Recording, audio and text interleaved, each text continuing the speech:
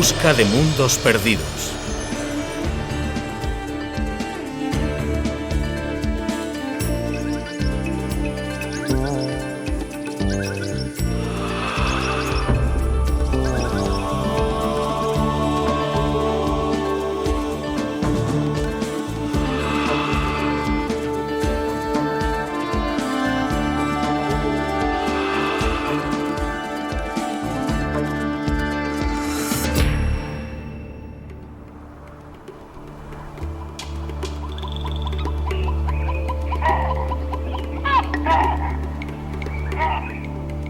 África, el continente madre.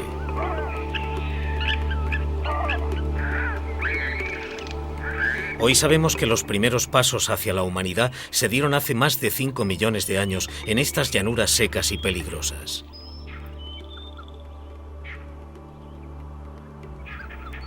Pero hace 70 años, cuando las cavernas amenazadoras del sur de África entregaron el primer cráneo diminuto, se inició una de las mayores controversias en la ciencia del siglo XX. Ese fósil engendraría luchas y desilusiones, triunfos y fraudes indiscutibles. Y su descubridor fue Raymond Dart.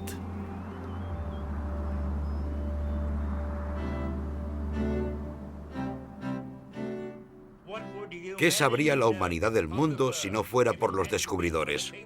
No es probable que sepamos nada del futuro hasta que sepamos mucho más del pasado. No solo de la Tierra, sino de todas partes. Y eso es lo que estamos haciendo. Hemos aprendido cosas de la Luna durante los últimos años. Son cosas que son evidentes para cualquiera que tenga cerebro. Pero la mayoría de la gente disfruta sin usar su cerebro, mientras pueda llenarse el estómago. ¿Tengo razón o no?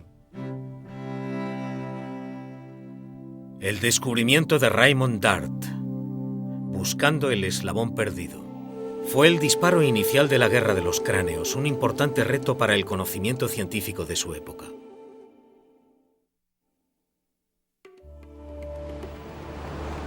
En diciembre de 1922, el doctor Raymond Dart se embarca en lo que se convertiría en la gran aventura de su vida.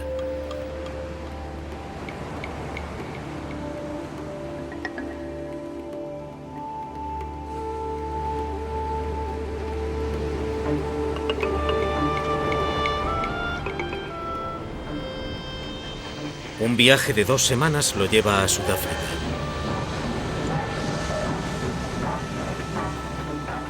Dart se siente desplazado y apartado por primera vez. Su especialidad es el cerebro y su pasión, la evolución humana. Pero nadie ha hecho nunca un descubrimiento importante sobre ninguna de esas cosas en África.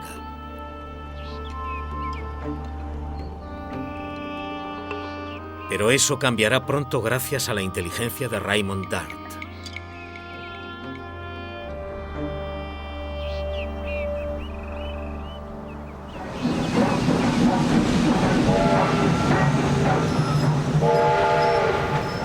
Dart llega a Johannesburgo con su esposa estadounidense, Dora, y algunas maletas de material de laboratorio. Odiaba la idea de apartarme de lo que entonces era el Centro Mundial de la Medicina, con los grandes nombres de la profesión, para ocuparme del Departamento de Anatomía de la Universidad de Johannesburgo.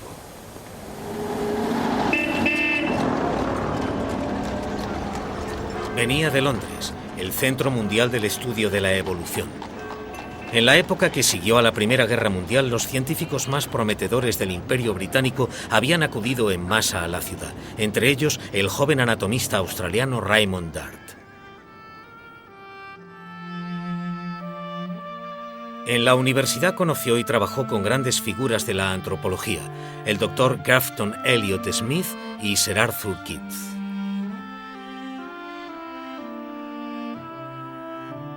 Pero tras 3 años, el trabajo soñado de Dart terminó de repente. Arthur Keith recomendó que Dart aceptara un trabajo de maestro en la remota Sudáfrica, una decisión que el recién nombrado caballero Sir Arthur acabaría por lamentar.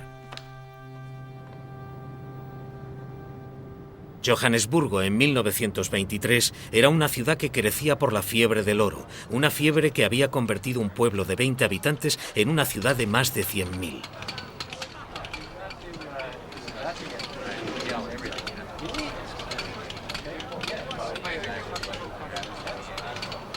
Era un lugar para aventureros donde la riqueza se contaba por gramos, no por dólares.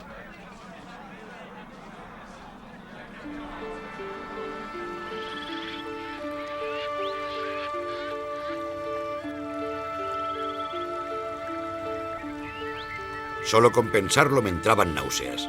No tenía el más mínimo interés en dar clases en ningún sitio, menos aún en una ciudad recién fundada, completamente desconocida, tan lejos como era posible de las bibliotecas y la literatura, y desprovisto de cualquier otra comodidad de las que yo deseaba.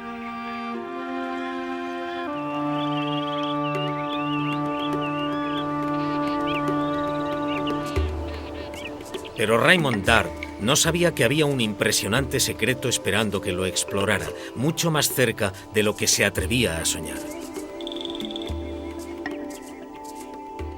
En las cuevas de piedra caliza que hay al borde del desierto del Kalahari había tesoros enterrados.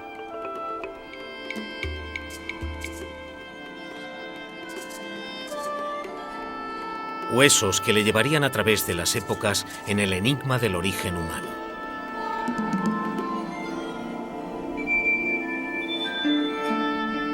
En comparación, el laboratorio de la universidad no parecía muy prometedor. El arquitecto había olvidado la necesidad de grifos de agua, tomas de corriente, gas y aire comprimido en los laboratorios de estudiantes. No servía de nada lamentarse, pero con el trimestre a punto de empezar, había que hacer algo.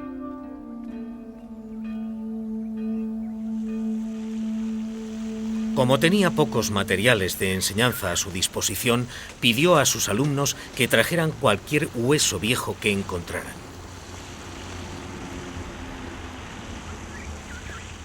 En 1924, la alumna de Dart, Josephine Salmond, trajo el cráneo de un mandril extinguido que había encontrado como pisapapeles.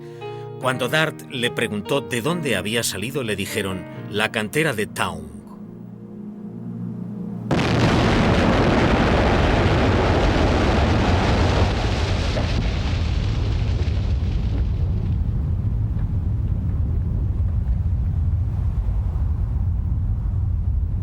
A 650 kilómetros, en Taung, la dinamita había empezado a revelar cuevas en las que habían vivido mandriles extinguidos. El profesor Dart se quedó asombrado. Nunca había oído hablar de fósiles de antiguos simios en el sur de África. Pidió que le enviaran cualquier descubrimiento interesante.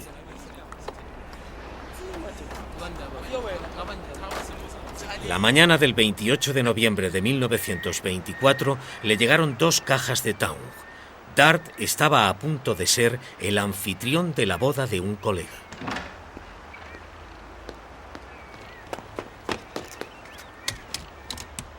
Saqué la tapa de la primera caja y sufrí una gran decepción. En las rocas veía rastros de cáscaras de huevo fosilizadas y caparazones de tortuga, incluso algún fragmento aislado de hueso. Pero nada de eso parecía muy interesante. Con impaciencia, abrí la tapa de la segunda caja, aún esperanzado. Como máximo esperaba cráneos de mandriles. No imaginaba que de esa caja saldría una cara que miraría al mundo tras un sueño de casi 1 millón de años.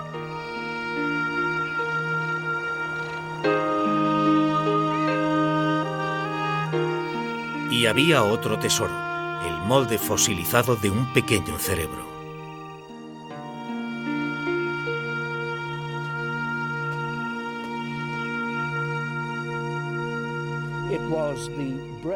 Fue el molde del cerebro lo que le llamó la atención. Era un hombre acostumbrado a estudiar cerebros y le pareció que distinguía en ese ciertos rasgos que sabía que eran más humanos que de simio.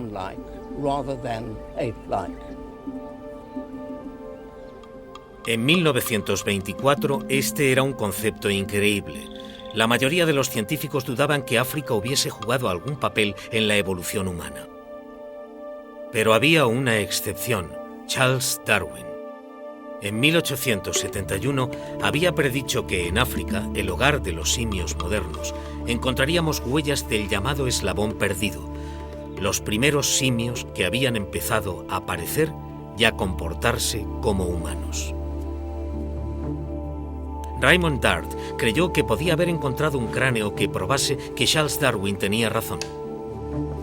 Aunque no tenía experiencia en esto, no había nadie a quien pudiera recurrir. Trabajé con un martillo, cinceles y agujas de hacer punto, temiendo siempre que un ligero golpe de cincel destrozara la reliquia. Ningún tallador de diamantes trabajó nunca con más cariño o dedicación en ninguna joya.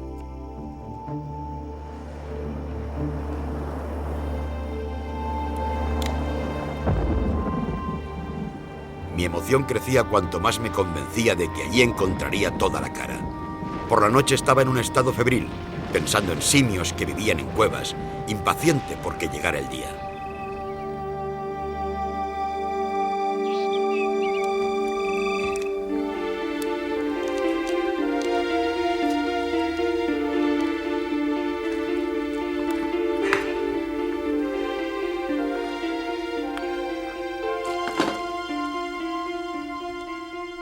El 23 de diciembre, la roca se abrió. Pude ver la cara desde delante. La criatura no era un gorila antropoide gigante. Lo que salió de allí fue la cara de un bebé, un niño con una dentadura completa. Dudo que hubiera un padre tan orgulloso de sus hijos como yo lo estaba de mi bebé de Town, la Navidad de 1924. En el elocuente silencio de los ojos del antiguo niño, Raymond Dart sabía que había encontrado el eslabón perdido que Darwin había profetizado.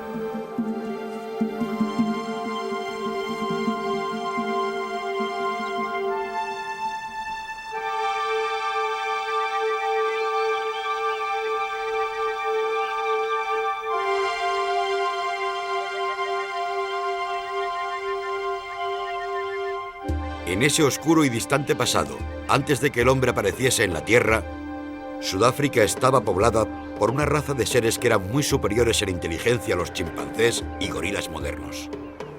Estos seres superiores estaban más erectos, se erguían sobre sus pies para caminar y eran más expertos en el uso de las manos. Una criatura, ni un ser humano, ni un simio, sino una criatura intermedia entre los dos.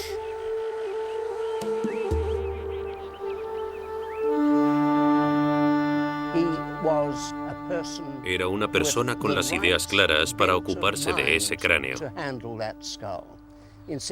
En lugar de desecharlo como una clase rara de chimpancé africano que había tomado un mal camino en la vida, vio que estaba en el umbral de la humanidad y fue lo suficientemente valiente a los 31 años de edad de decirlo. El anuncio de Dart de que había encontrado el eslabón perdido en África sorprendería y asombraría al mundo científico y daría paso a una amarga guerra de 30 años sobre los cráneos.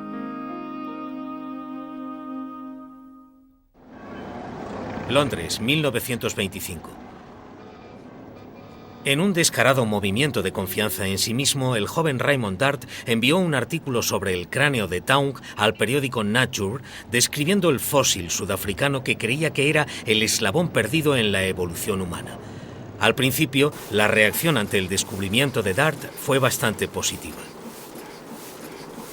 Incluso desde Inglaterra, en la persona de Sir Arthur Keith, el antropólogo más eminente de su época. Pero apenas una semana después, el impacto causado por el cráneo desapareció. En una confrontación abrupta dirigida por Keith, los británicos rechazaron a Taung.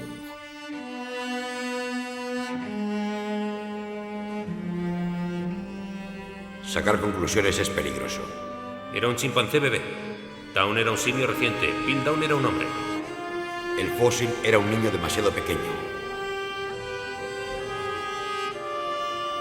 El cráneo de Taung de África contradice el cráneo favorito de los británicos, el hombre de Piltdown.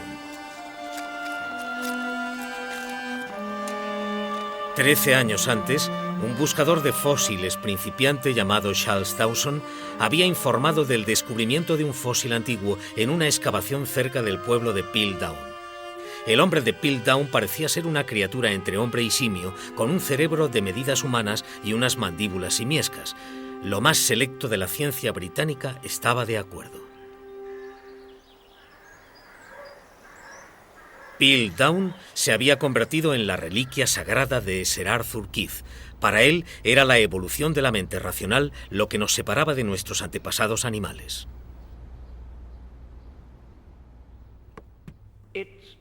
La gente de esa época suponía que nuestro antepasado más lejano se había vuelto humano en el cerebro y en el tamaño del cerebro, antes de humanizarse en los dientes y la postura.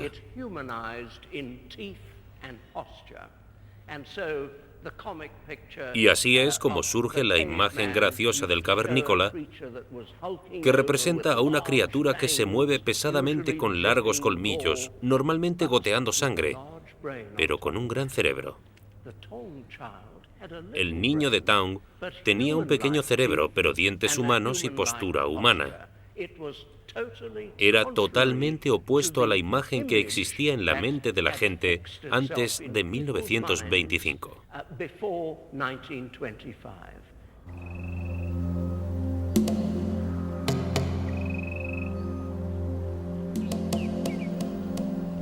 Hasta entonces, la búsqueda del eslabón perdido se había limitado a Europa y Asia.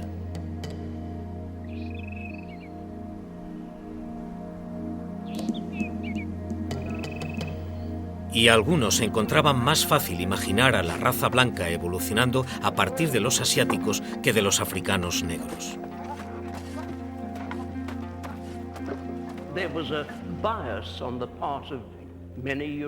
Había un prejuicio por parte de muchos antropólogos y científicos europeos contra África y todo lo africano. Era casi un prejuicio racial contra el continente africano. El cráneo de Taung había desafiado todo aquello en lo que el sistema británico creía sobre la evolución humana.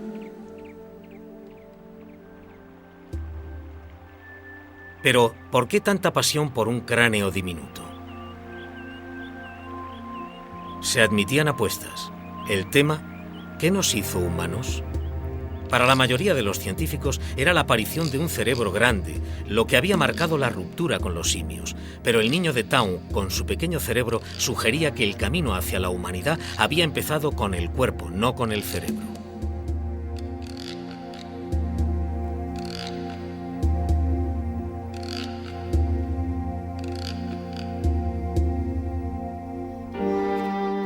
Raymond Dart se encontró atrapado, solo, en medio de uno de los debates más apasionados de su época.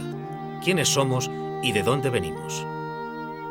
Si Dart quería convencer, necesitaría ayuda, un aliado. Encontró uno en Sudáfrica, el doctor Robert Broom, contemporáneo de Sir Arthur Keith, un compañero de la Royal Society de Londres.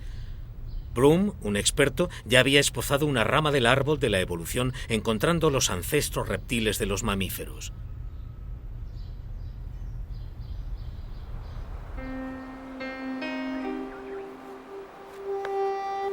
Broom, un activo y experimentado científico de campo, había pasado 20 años buscando huesos en Sudáfrica. También era un excéntrico. Hacía cualquier cosa por proteger sus amados fósiles.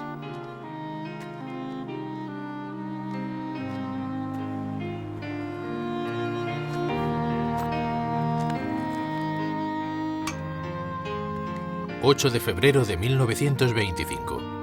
Apreciado profesor Dart, su eslabón perdido es realmente glorioso. Quizás haga un viaje a Johannesburgo un día de estos y vaya a ofrecerle mis respetos a mi distinguido antepasado. Con mis mejores deseos, Robert Broom. Broom fue el único visitante que sabía lo que era aquello por experiencia propia. Y cuando vino,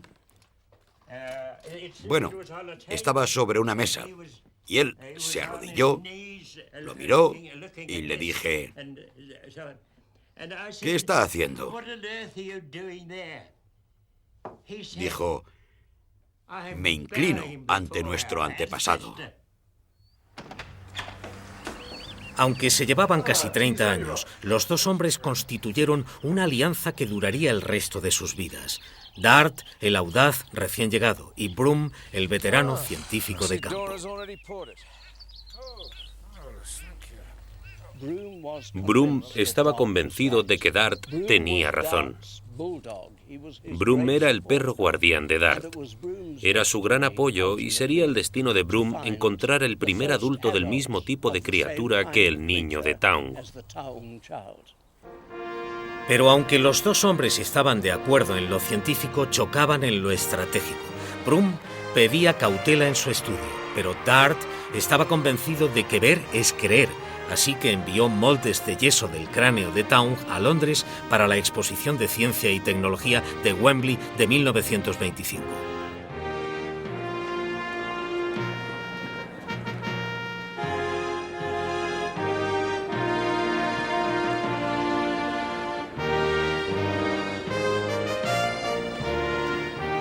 En Wembley, Sir Arthur Keith, el más famoso antropólogo del mundo de habla inglesa, se vio obligado a hacer cola para ver la reconstrucción de Dart.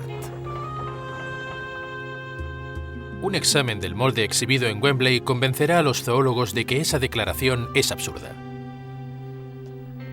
Keith estaba indignado. Para él era impensable que un animal de cerebro pequeño pudiera ser nuestro antepasado. Declaró que el descubrimiento de Dart era un simple chimpancé. La denuncia de Keith fue directa. Town era un simio y Dart un idiota. La prensa se ocupó del tema.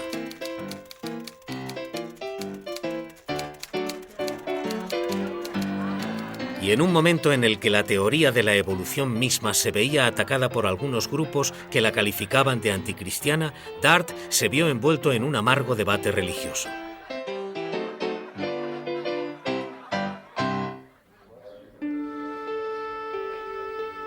En Estados Unidos, un maestro de Tennessee llamado Scopes fue llevado a juicio por enseñar la evolución. El profesor fue condenado. Y la idea de un origen simiesco desapareció de miles de clases estadounidenses. Para los científicos, en la década de 1920 no había duda sobre el origen común de simios y humanos. Lo que la ciencia buscaba era el mecanismo de evolución, el eslabón perdido entre los antiguos simios y el hombre. En Sudáfrica, Raymond Dart sabía que había sostenido el eslabón perdido en sus propias manos.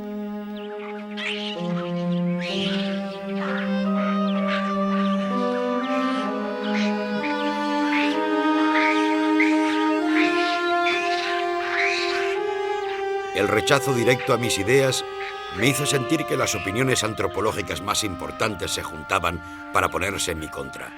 Ninguno de sus argumentos me convencía de variar lo más mínimo mis conclusiones anteriores. Dart era un hombre valiente, un hombre que estaba dispuesto a correr riesgos y lo hacía a menudo. Un hombre que era un hereje en la ciencia. No le importaba ir en contra de la corriente general. Investigó luchando contra corriente. Pero pronto Raymond Dart descubriría nuevos secretos del cráneo infantil de Town. La guerra de los cráneos no había hecho más que empezar.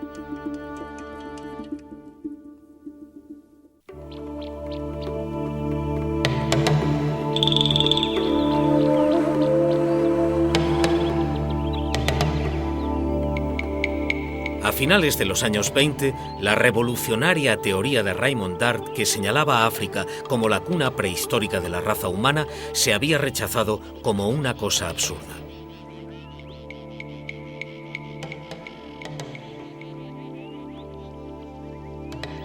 Dart creía que había encontrado el eslabón perdido.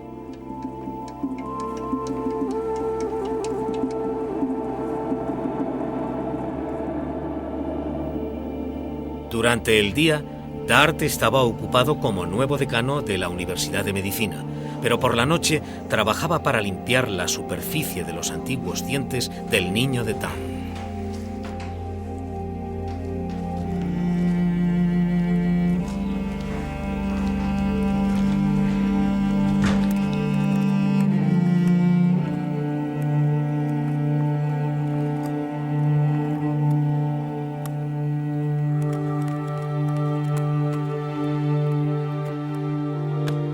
Tras trabajar en el fósil durante más o menos 4 años, he podido separar la mandíbula inferior de la superior, lo que revela sin duda alguna que es humana en casi todos los detalles.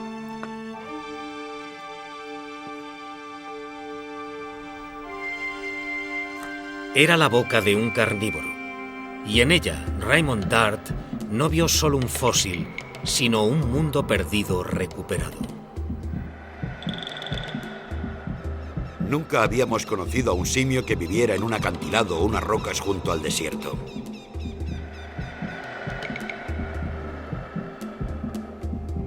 Era un simio que cazaba animales, comía carne, abría caparazones y rompía huesos.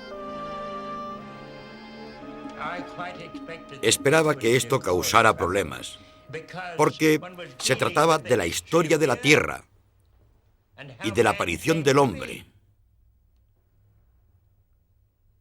su nacimiento.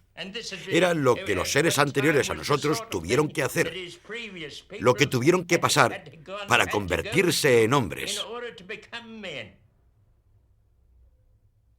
Para mí era una realidad. Es real. Para comer como un ser humano, la criatura de Town probablemente debía vivir así también. Pronto Robert Plum descubre la verdad por sí mismo.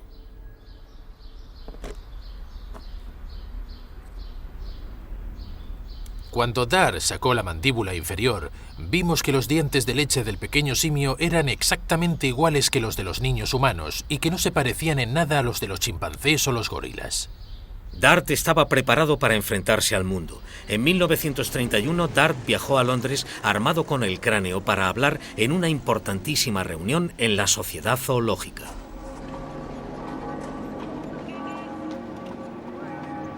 Cuando llegué a Londres a principios de febrero de 1931, me sentía lo suficientemente confiado como para enfrentarme a cualquier cosa. Aquí, en mi hogar espiritual, estaba seguro de poder influir en mis colegas para que aceptaran que yo había tendido un puente entre el simio y el hombre. Pero a Dart le quita protagonismo la espectacular noticia de un nuevo eslabón perdido encontrado en Asia, el hombre de Pekín. Por un cruel capricho del destino, el primero en hablar es Grafton Elliot Smith, que había sido jefe y mentor de Dart. La impresionante presentación de Elliot Smith celebra el descubrimiento del hombre de Pekín en China. El hombre de Pekín parece encajar exactamente con la reliquia de cerebro grande de Inglaterra, Piltdown. El grosor excepcional de su cráneo y la similitud de su arquitectura con la del hombre de Piltdown son rasgos inesperados que permiten confirmar con seguridad la relación entre los primeros hombres de China e Inglaterra.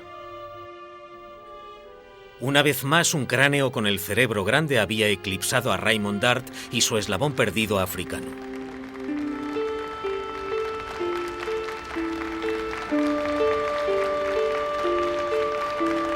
Estaba en una sala austera y fría, con el corazón desbocado. Me di cuenta de que mi exposición era un anticlímax. Había una triste diferencia entre mi torpe discurso y la hábil presentación de Elliot Smith. Solo pude quedarme ahí de pie con ese diminuto cráneo en la mano, diciéndole al público lo que yo veía cuando lo miraba. El rechazo por el cráneo de Town fue total.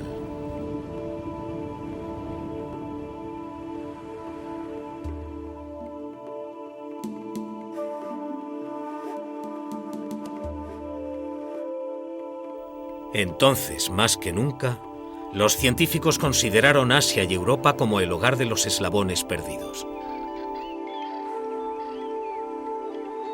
Pero el mundo pronto descubriría que el cráneo de Town era el primero de los secretos de África gracias a una increíble serie de descubrimientos de un buscador de fósiles de 70 años y un niño de 14 años.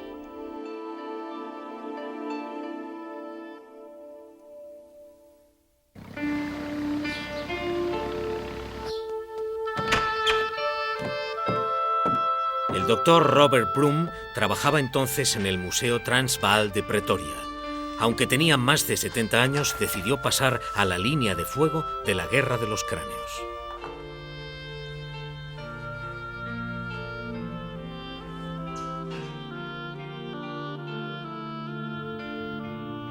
Como parecía que no había otra manera de convencer al mundo, en 1936 decidí ir en busca de un cráneo adulto. Broom necesitaba un fósil adulto porque muchos científicos creían que el niño de Taung era demasiado joven para ser concluyente. Todo el mundo sabe que las características de una especie aparecen realmente tras la pubertad. ¿Podía saberse a partir de un niño de tan tierna edad el tipo de adulto en el que se iba a convertir? Así que pedían un adulto antes de empezar a estudiar el asunto.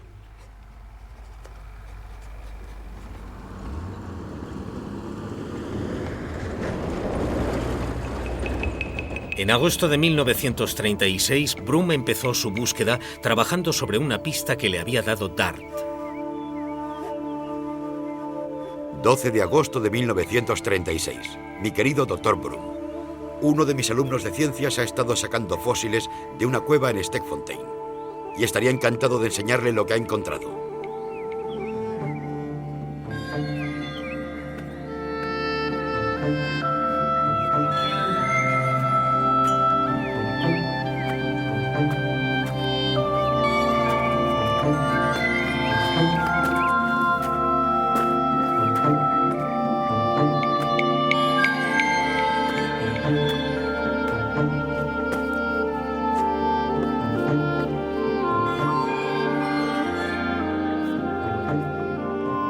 Broom creía que el destino le guiaría hacia un gran descubrimiento. Encontró el cráneo de un antiguo mandril igual al primero que se había encontrado en Taung, a 650 kilómetros.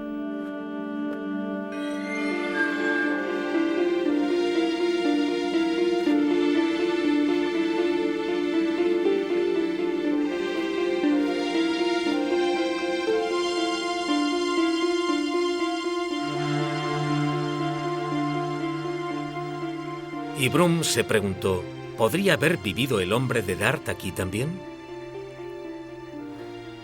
Broom descubrió que tenía un aliado en el director de la cantera, George Barlow, que también había estado recogiendo fósiles, no para estudiarlos, sino para vendérselos a los turistas. El señor Barlow, que supervisaba la cantera, estaba allí para cuidar de los visitantes. Barlow había trabajado en Taung y sabía cosas sobre el cráneo. Sobre una gran mesa tenía un montón de especímenes que había recogido y que vendía a los visitantes.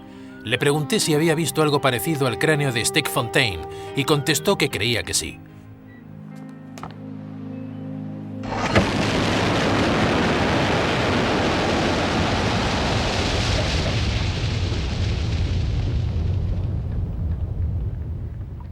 Al lunes siguiente, el 17 de agosto de 1936, volví a Stegfontein y cuando vi a Barlow me entregó un precioso molde de un cerebro y me preguntó, ¿es esto lo que busca? Le contesté, sí, esto es lo que busco. Era el molde de un cerebro de homínido y estaba en perfecto estado.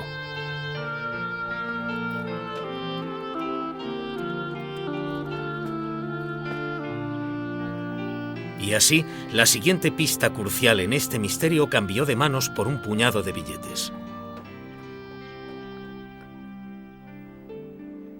Durante los 2 días siguientes, ayudado por trabajadores de la cantera y el personal de su museo, Broom buscó más fragmentos entre las rocas. Nuevamente el destino guió su mano. Encontró un cráneo parcial con 4 dientes claramente humanos.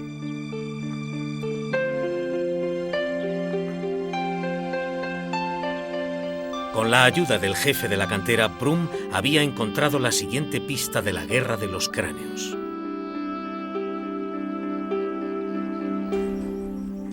Broom volvió a Pretoria con el fósil que bautizó como Señorita Stegfontein. Le escribió al único hombre que sabía que compartiría su entusiasmo. 18 de septiembre de 1936. Mi querido Dart, te interesará saber los progresos de la señorita Stegfontein. Ha resultado ser un triunfo. Los 2 aliados se encontraban todas las semanas cuando Broom daba clases en el departamento de Dart, pero Dart estaba demasiado ocupado con sus tareas en la universidad para ayudar a Broom a analizar el cráneo de Stegfontein. Broom se vio obligado a ocuparse del fósil solo. Los huesos faciales de la señorita Stegfontein estaban aplastados por el peso de las rocas entre las que había estado, pero Broom, que era un experto, veía los huesos como debían de haber sido en vida. Los dientes de la chica de Stegfontein son casi totalmente humanos y, en mi opinión, apenas puede haber dudas de que está íntimamente relacionada con los antepasados del hombre. Por fin había encontrado a la madre del niño de Town. El cráneo de Broom demostraba que la criatura de Town pertenecía a una raza completa de eslabones perdidos que una vez habían vivido en África. Ahora era el turno de Broom de intentar convencer al mundo de que la humanidad había nacido en las secas llanuras de Sudáfrica.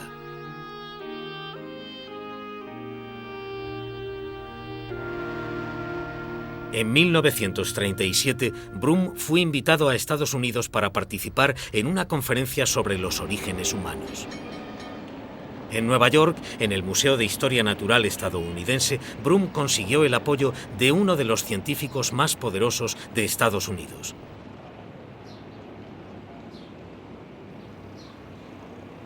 El doctor William King Gregory, un experto en dientes fósiles, decidió que el descubrimiento de Broom era lo suficientemente importante para desplazarse a Sudáfrica para verlo mejor. Pero en la conferencia Broom vio cómo la señorita Stegfontein pasaba a un segundo plano. Un fósil de gran cerebro de Palestina se llevó todos los honores. Una vez más, un cráneo similar al de Piltdown eclipsaba al cráneo de cerebro pequeño de África.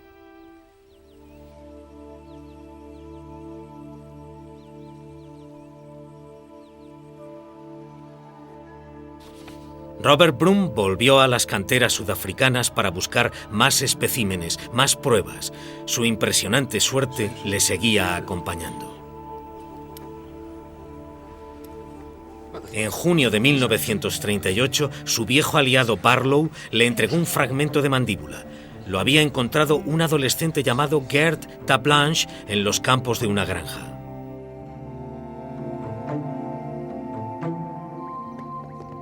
Pronto encontré a Gert y del bolsillo de sus pantalones sacó 4 de los dientes más maravillosos que he visto en la historia del mundo. Se los compré enseguida. Tenía el molde y comprobé que 2 de los dientes encajaban en él perfectamente.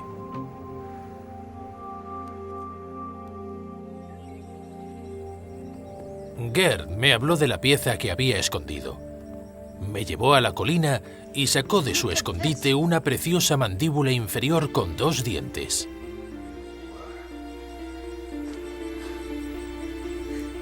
Broom concluyó que la criatura de la granja de Kromdai era mucho más grande que el resto de fósiles africanos, así que allí había vivido más de una especie de homínidos en un continente que la mayoría de los científicos pensaba que no había tenido ningún papel en la evolución humana. Poco después de su importante descubrimiento, William King Gregory llegó desde Nueva York. Broom le enseñó las cuevas de Stegfontein y los campos de Kromdai. La autoridad estadounidense apoyó a Dart y a Broom con su reputación.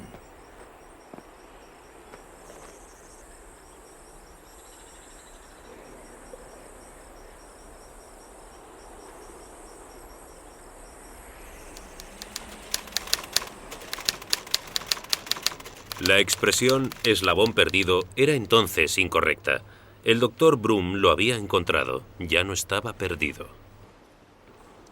Ya había 3 cráneos importantes en África que representaban a 2 especies, pero el mundo todavía creía que los fósiles de grandes cerebros de Europa y Asia eran los modelos de la evolución. Y por encima de todos los demás se enarbolaba un cráneo como prueba de ello. El hombre de Piltdown, el eslabón perdido británico, aún era reverenciado y se vio honrado con un monumento que inauguró Sir Arthur Keith. Pero solo podía haber un verdadero eslabón perdido y se acercaba el momento de la verdad.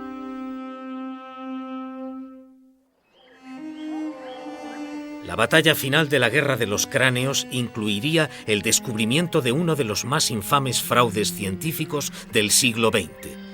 En 1938, los fósiles de grandes cerebros de Europa y Asia aún impedían la aceptación universal del origen africano de la humanidad.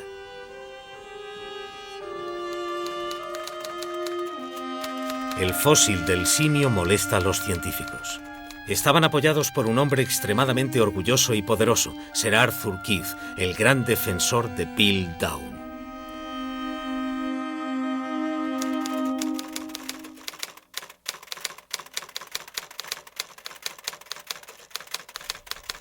Esta amarga batalla por la verdad se luchaba desde los años 20, pero entonces intervino la Segunda Guerra Mundial.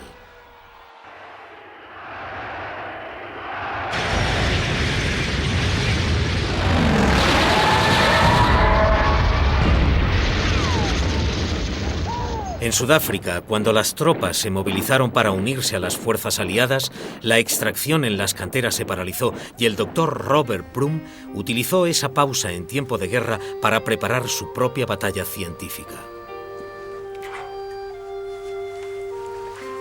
Broom, de 72 años, recopiló con gran detalle la historia completa de los eslabones perdidos de Sudáfrica que Dart había nombrado Australopithecus. Primero, el niño de Taung, el cazador carnívoro erguido.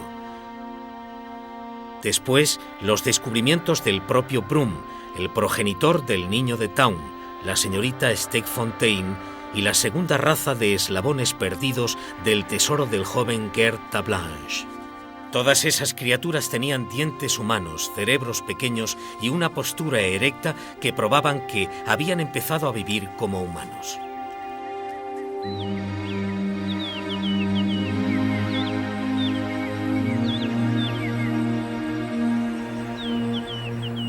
Y el libro de Broom contenía otra revelación más. Las rocas de las cuevas africanas en las que estaban los cráneos eran mucho más viejas de lo que se había pensado. Por primera vez, Broom tenía pruebas de que el homínido africano de cerebro pequeño había vivido antes que los fósiles de cerebro grande, Piltdown, el hombre de Pekín y el hombre de Palestina. Muy pronto, convenció al mundo de ello. Broom recibió felicitaciones de todo el mundo.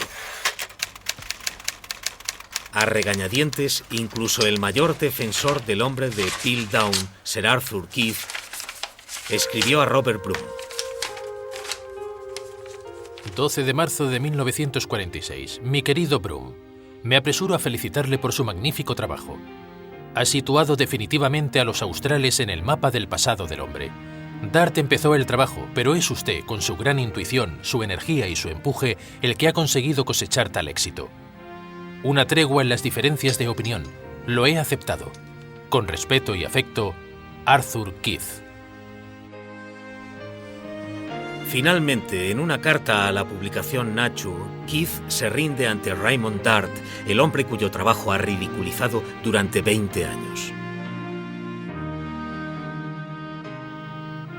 Yo fui uno de los que opinó que el cráneo adulto de Taung descubierto estaba más cerca de los antropoides africanos vivos, el gorila y el chimpancé. Ahora estoy convencido de que el profesor Dart tenía razón y yo estaba equivocado.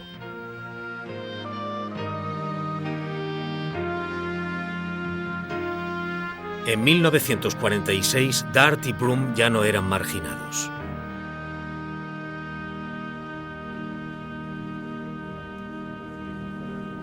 Y mientras se iban encontrando más y más evidencias de la existencia del hombre primitivo en los desgastados cañones de Sudáfrica, Robert Broom y Raymond Dart fueron finalmente reconocidos como pioneros.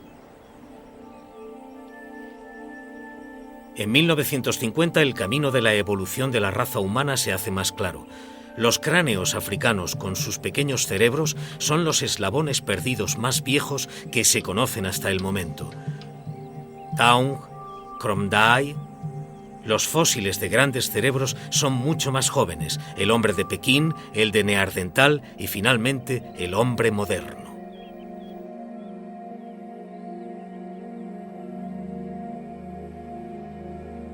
Pero aún quedaba un misterio. El hombre de Piltdown inglés. El cráneo de cerebro grande con su mandíbula simiesca era diferente a cualquier otro fósil.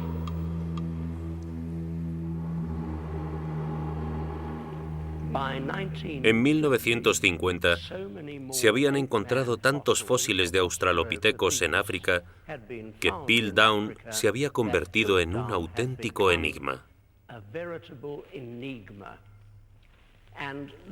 Y pensando en esa cuestión, un viejo alumno de DART, Joe Wiener, llegó a la conclusión de que la única manera de explicarlo era que se hubiese introducido fraudulentamente en la tierra de Piltdown.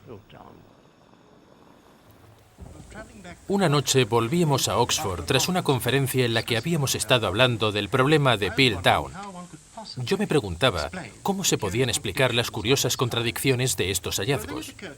Y entonces se me ocurrió que cabía la posibilidad de que alguien hubiese colocado deliberadamente las partes del cráneo con la mandíbula rota de un simio moderno. Wiener tenía razón. Las pruebas de laboratorio demostraron que Piltdown era un engaño muy elaborado. Un cráneo humano de apenas 500 años con la mandíbula de un gran orangután moderno. La mandíbula dio pruebas claras rápidamente. Los dientes inferiores izquierdos se habían limado para tener una forma humana en lugar de simiesca. Las articulaciones de la mandíbula en la unión con la base del cráneo se habían roto deliberadamente para hacer desaparecer las pruebas más reveladoras. La otra prueba clara de que se trata de un cráneo de simio es la zona de la barbilla, que había sido golpeada. El periódico pronto anunció la muerte de una criatura que nunca había vivido.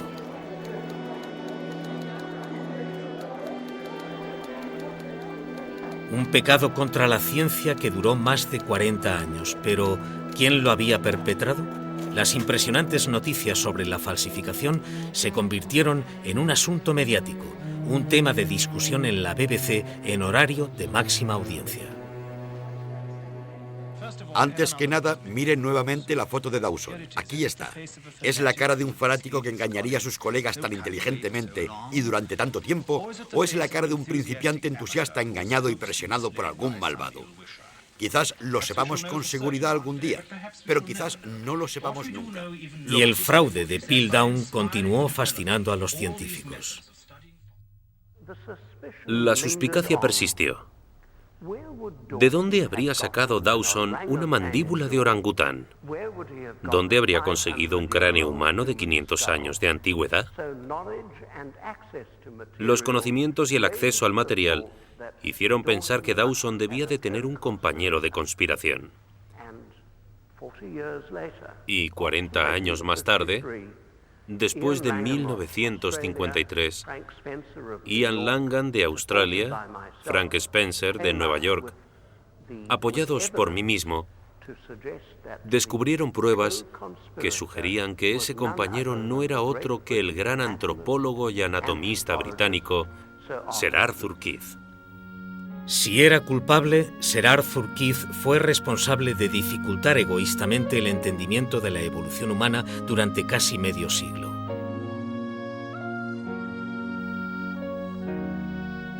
El nombre de Keith es el primero de una larga lista de sospechosos de un misterio que quizás nunca se resuelva. Los científicos que ganaron la guerra de los cráneos vivieron lo suficiente para recibir todas las recompensas de su victoria. En su carrera de 50 años, Robert Broom, el gran cazador de fósiles, acumuló más cráneos de simios que todos los demás científicos del mundo juntos. Robert Broom murió en 1951, a la edad de 85 años, justo antes del descubrimiento de la falsificación de Piltdown.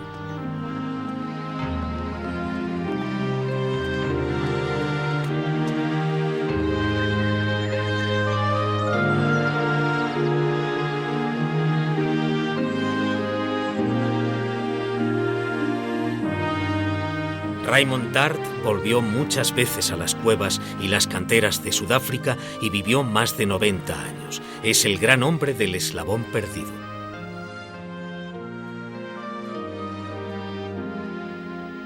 Durante su vida, África abrió un cofre del tesoro lleno de fósiles que rellenaron los huecos del árbol de la evolución de la raza humana.